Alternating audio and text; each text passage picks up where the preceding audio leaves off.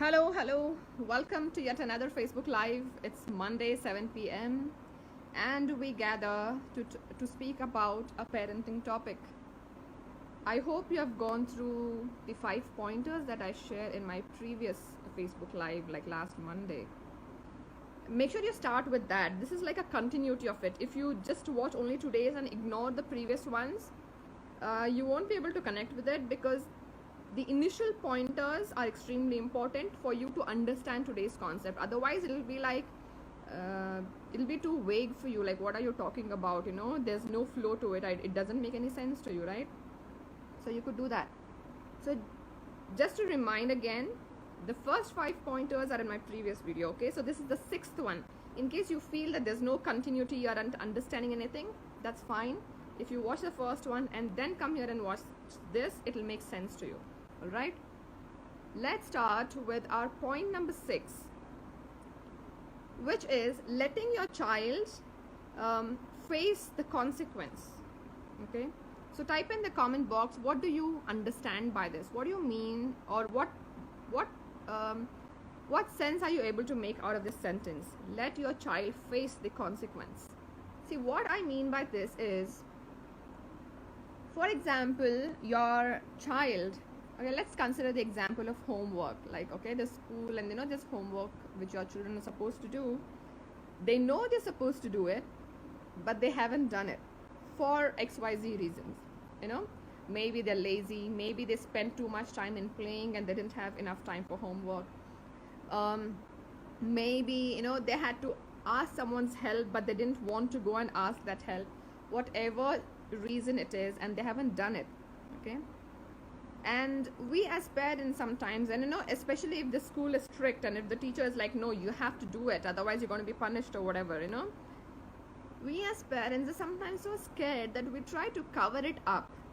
Whatever our children have done, the acts of our children, we try to cover it up, though at that moment we want them to take responsibility, but we are scared of letting our children go and face that in the school. Okay, maybe the child is pushing you, mom, can you write like a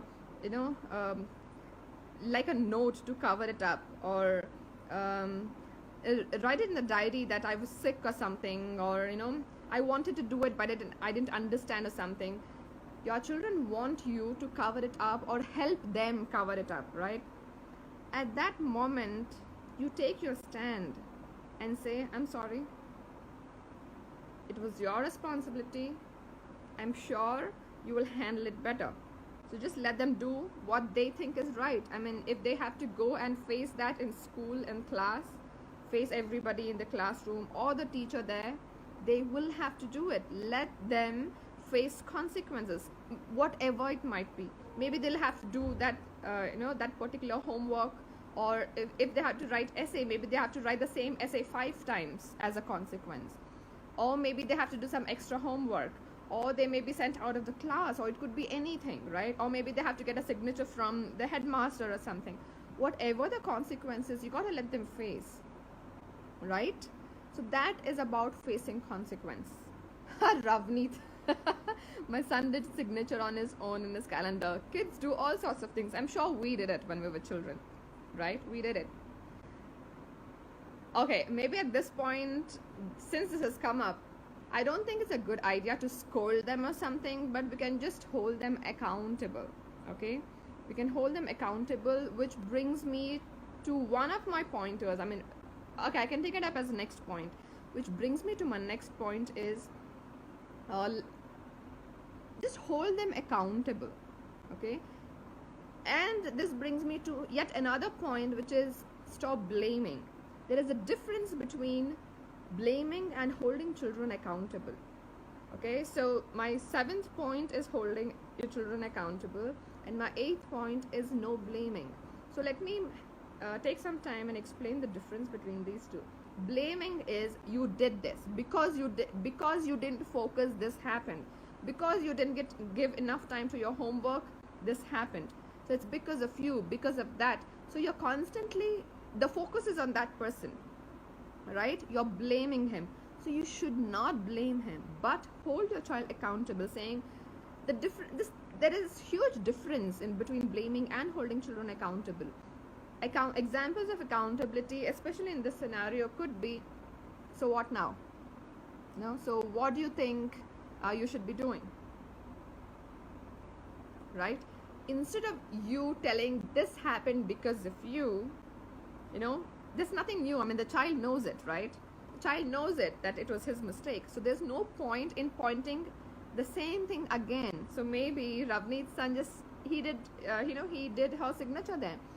So it could just be like, okay, why did you do this? Ask questions. This brings me to my 9th point. Ask quality questions. A lot of questions in this regard are extremely important. Guys, when you're listening now, in case if you have any questions, since you're watching this live, type in your questions on these topics. So, we can extend this conversation beyond my pointers and make it very relevant to those who are actually listening to this today live, okay? So, Ravneet could go and ask her son saying, why? Based on his answer, ask again, what made you do that? What is the better way that you could handle it? Do you think this is how you're going to do it every time? Or what can you do next time so this is not repeated again? So based on what your children answer, try to ask questions. The point is to ask questions, not to give statements. Ask quality questions. That's the 9th most important point.